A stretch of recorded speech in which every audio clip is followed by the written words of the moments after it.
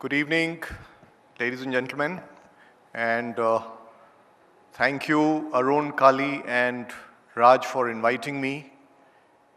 And it's, in fact, I'm delighted to be here today. It's a rare occasion these days to have participate in a physical event, so thank you very much for that. And I'm happy today to be speaking on a subject that's very dear to ITC, on the role of corporates on climate change. And I'm happy today to share some perspectives of ITC's journey over the years.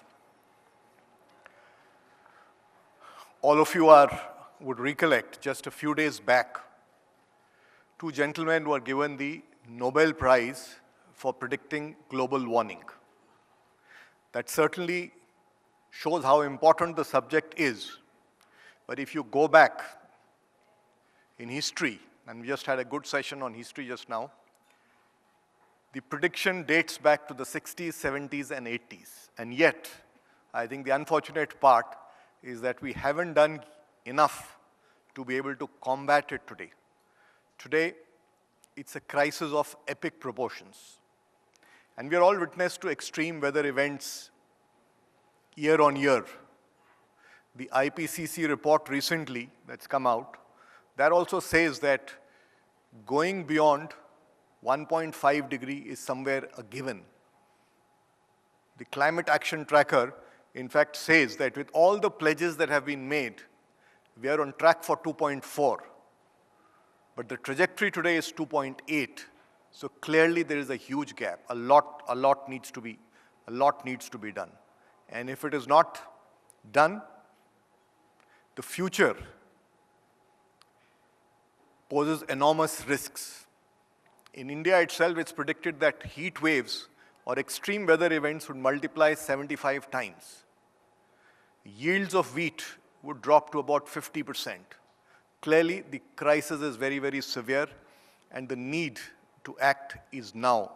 And the need to act is to do it at scale. And that's where I think this topic is extremely important. Whilst all sections of the society need to do their bit, because it's an extremely big challenge, it's an extremely complex issue, but corporates, and we in ITC have always believed that, as large economic organs of society, as trustees of societal resources, I think we have a responsibility towards it. And enterprises have access to a lot of financial capital, have an access to a lot of managerial talent, have a lot of access to innovative capacity, and we can execute at scale. We can influence change. I think that's where the role of corporates in combating climate change becomes extremely, extremely pivotal. And it is today, in fact, I would say, even in our self-enlightened interest to do so, because there is increasing requirements of this from investors, consumers, regulators are demanding certain actions as far as this is concerned. And in any case, businesses can only thrive when societies thrive. So we've got to do it, we've got to lead the way, we've got to show the way like corporates have in many areas. And when we speak about it, often there is a tension between the cost of sustainability and the economic viability. Our own experience has shown that it is indeed possible to simultaneously create comparatively superior economic value and at the same time do well for the planet. And in our journey, we've become a water positive, carbon positive, solid waste recycling company for 19, 16, and 14 years in a row. Whilst we've grown our businesses, we've given good financial results, so it's eminently possible to do so. So the tension is not really there. It's for us to find the solutions. In fact, if we find the right solutions, we can actually create some interesting sources of competitive advantage.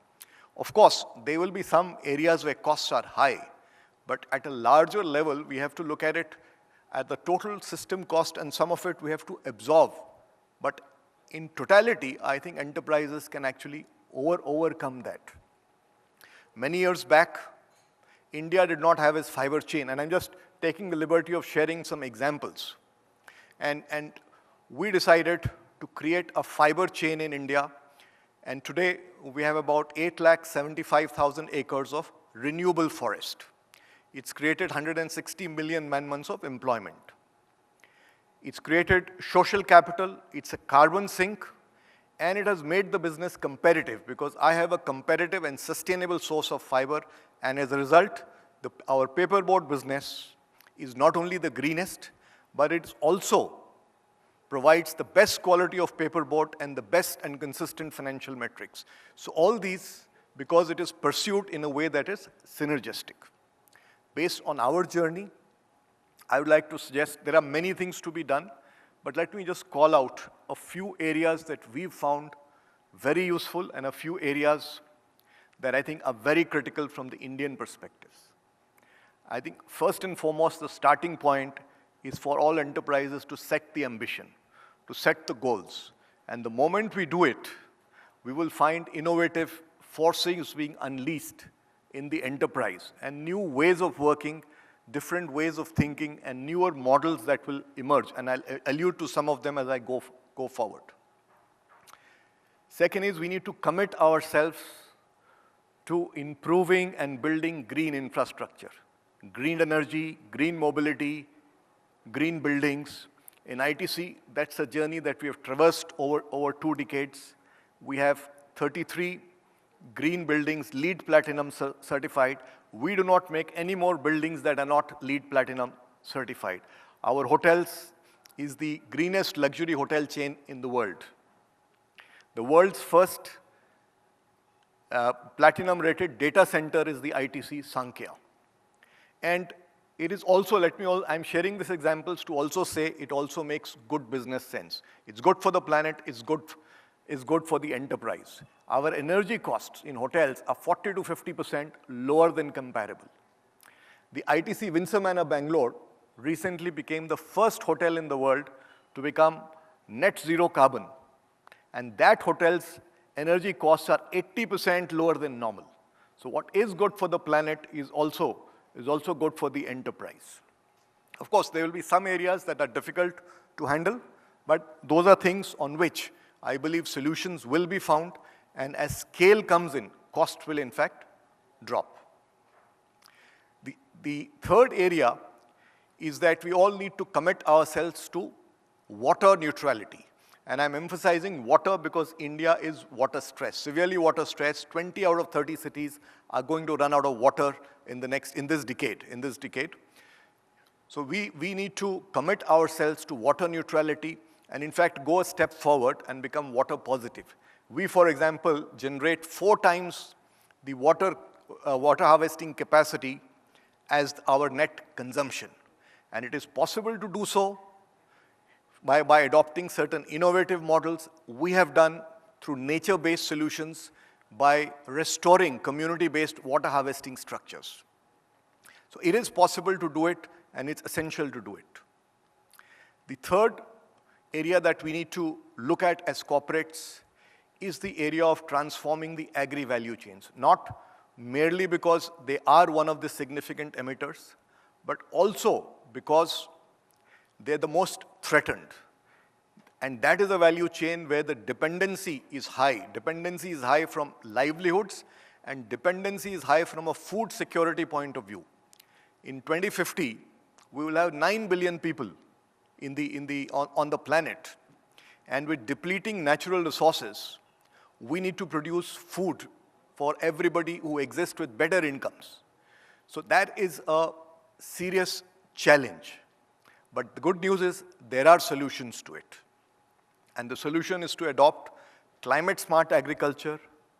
We have done pilots at scale with 250 lakh farmers, 8,000 villages, where GHG emissions have reduced by 47%, and at the same time, farmer incomes have gone up from 41 to 80%. Again, an example of what is good for planet is also good for the farmers.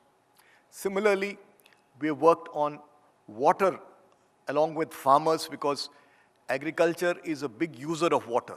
Demand side efficiency, reduction of 25 to 45% in a matter of couple of years. I'm just giving these examples to say that there are solutions existing today. We need to collectively come together and adopt these at scale. And digitization, I think the manner in which the world has adopted digital technologies, and that's a great learning from the pandemic. What did not happen in decades happened in weeks. That offers enormous opportunity because we have huge number of farmers, fragmented landholding, so we need to provide this know-how to all of them. And I think the digital solutions provides a great opportunity.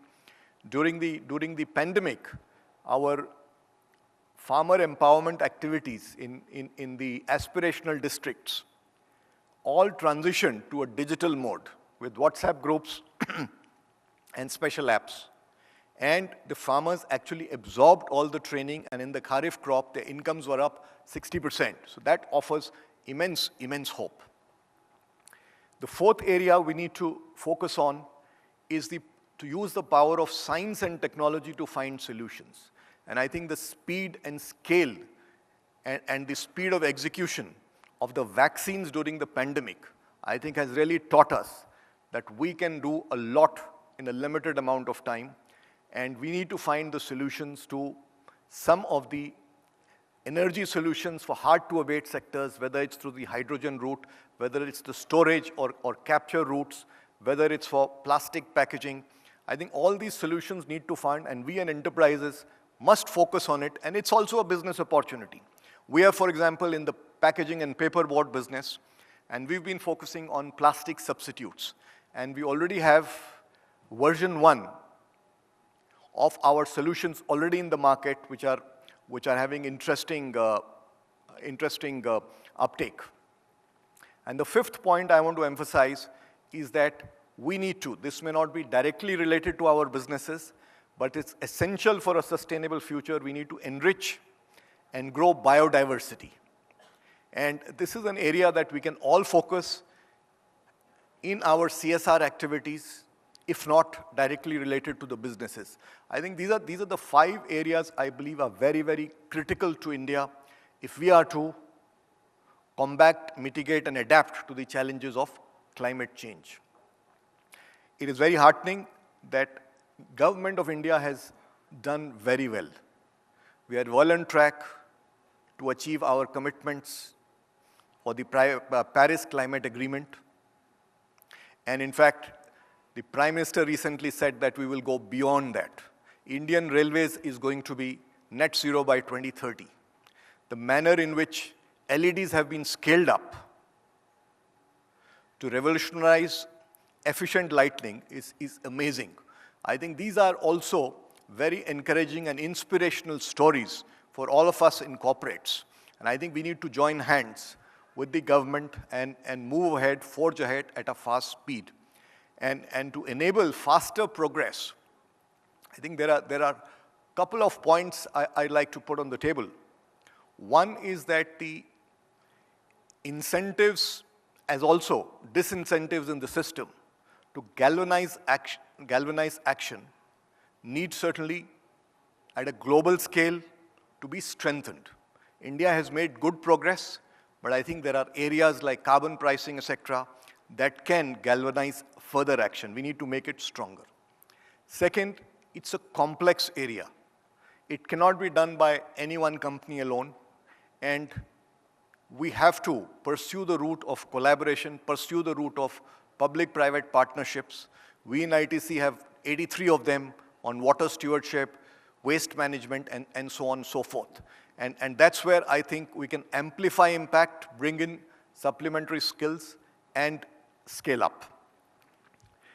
So these are few perspectives based on our experience, and I believe that while there are many areas for which solutions do not exist today, and I'm sure they will be found over time, but at the same time, there are solutions in many areas available. It is for us to galvanize action and adopt them at scale to make an impact, because we do owe it. We do owe it to the future generations to leave a world that is much more secure and sustainable. Thank you, ladies and gentlemen.